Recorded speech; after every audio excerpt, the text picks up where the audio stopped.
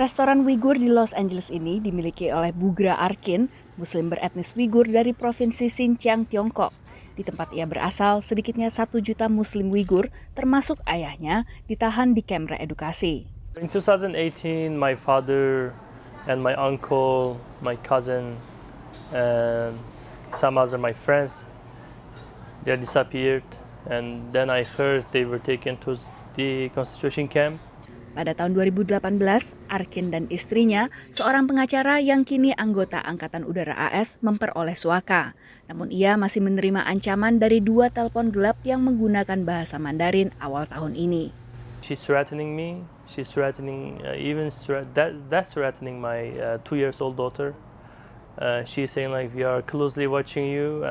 We will kill you. You will going to die. Pencari suaka lain, Chia Li Chen, juga sering menerima telepon gelap. Pada tahun 2009, aktivis politis ini mengaku disundut rokok dan dipukul hingga kehilangan sejumlah gigi ketika ditahan di provinsi Shandong di Tiongkok.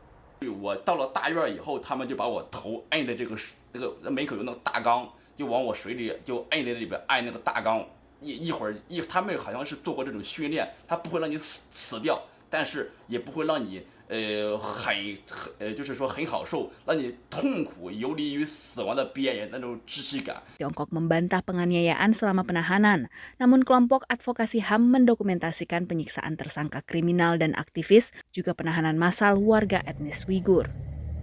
Akhir Desember, Departemen Perdagangan dan Keuangan AS umumkan sanksi terhadap perusahaan teknologi Tiongkok yang diklaim terlibat dalam penindasan massal Muslim Uighur. Pada saat yang sama, Presiden AS Joe Biden mengesahkan undang-undang yang melarang impor barang yang diproduksi oleh pekerja paksa yang ditahan di Xinjiang. Pengesahan undang-undang ini dikritik keras oleh pemerintah di Beijing. 该案罔顾事实真相，恶意诋毁中国新疆人权状况，严重违反国际法和国际关系基本准则，粗暴干涉中国内政。中方对此强烈愤慨，坚决反对。 Awal bulan Desember lalu, pemerintah Biden umumkan boikot diplomatik atas Olimpiade musim dingin di Beijing Februari mendatang. U.S. diplomatic or official representation would treat these games as business as usual in the face of the PRC's egregious human rights abuses and atrocities in Xinjiang, and we simply can't do that.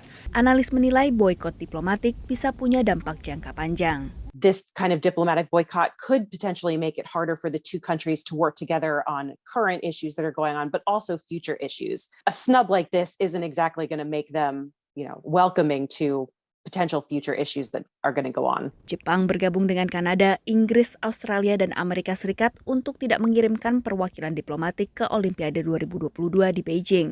Namun Komite Olimpiade Internasional nyatakan mayoritas dari 90 negara peserta Olimpiade tidak berencana untuk melakukan boikot diplomatik.